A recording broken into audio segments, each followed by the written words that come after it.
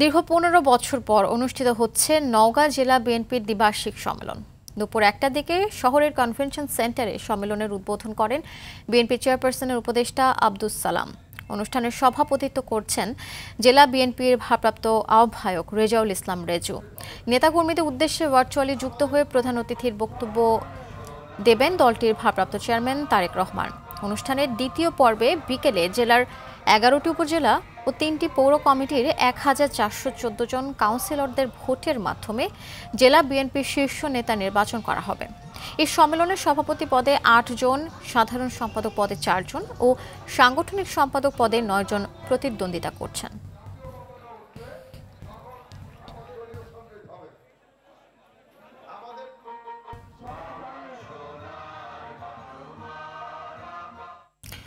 দর্শক, এই বিষয়ে আরও জানাতে নওগাঁ থেকে যুক্ত হচ্ছেন সহকর্মী আরিফুল হক সোহাগ।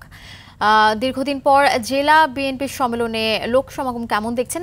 এছাড়া ভোট গ্রহণ কখন নাগাদ শুরু হতে পারে, বিস্তারিত জানাবেন। ধন্যবাদ আফসানা আপনাকে জানিয়ে রাখি যে দীর্ঘ ১৫ বছর পর নওগাঁ জেলা বিএনপির কিন্তু দ্বিবার্ষিক কাউন্সিল অনুষ্ঠিত হতে যাচ্ছে আজ। আপনাদের যদি একটু চিত্র দেখায়, আসলে যারা এখানকার কাউন্সিলর পদপ্রার্থী রয়েছেন তারা কিন্তু সকাল থেকে উৎসব মুখর পরিবেশের মধ্য দিয়েই এখানে কিন্তু তারা নির্বাচনের যে প্রচারণা সেটা কিন্তু চালিয়ে যাচ্ছেন। তাদের যে পছন্দের প্রতীক রয়েছে সেই প্রতীক নিয়ে কিন্তু তারা ভোটারদের কাছে যাচ্ছেন এবং তাদের কিন্তু যে ভোট, কাউন্সিলর যে ভোট সেটি কিন্তু প্রার্থনা করছেন। আপনাকে আরেকটু জানিয়ে রাখি, কিছুক্ষণ আগে বিএনপির সাবেক মন্ত্রী এবং স্থায়ী কমিটির সদস্য ইকবাল হাসান মাহমুদ টুকু উনি কিন্তু এই কাউন্সিলের উদ্বোধন করেছেন এবং প্রধান বক্তা হিসেবে বক্তব্য রাখবেন এবং উদ্বোধক হিসাবে কিন্তু আব্দুস সালাম, উনিও স্থায়ী কমিটির সদস্য, তিনি কিন্তু এখানে উপস্থিত আছেন।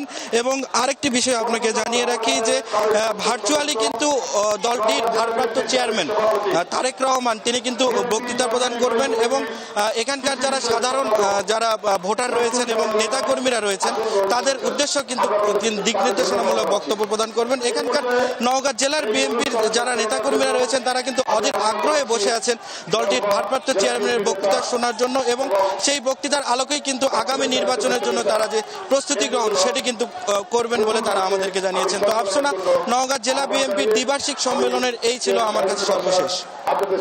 ধন্যবাদ আপনাকে।